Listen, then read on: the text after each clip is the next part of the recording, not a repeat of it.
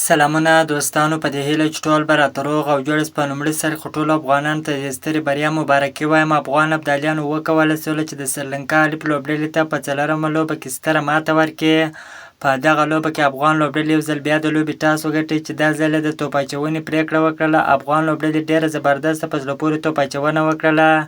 د سریلانکا لوبډلې په دغه لوبه کې 280 منډې جوړې کړلې. د 280 منډو هدف په تعقیب کې افغان ابدالیانو ډېره زبردسته په زړه پورې توپونه پیل کړل چې د 6 لوبغاړو په سوځېدو سره په پوره 500 اورونو کې یاد هدف ترلاسه کړي چې د سریلانکا الف لوبډلې ته په 4مه لوبه کې په 4 وکټو ستره ماته ورکړه. په دغه لوبه کې د افغان ابدالیانو په ګټه ریاض حسني 106 منډې جوړ کړلې، زبید اکبري 58 منډې جوړ کړلې، ننګیالي خروټ 40 منډې جوړ کړلې، داسې شهید الله کمال بیا 30 منډې جوړ کړلې چې د سریلانکا الف لوبډلې ته په 4مه لوبه کې ماته ورکړه.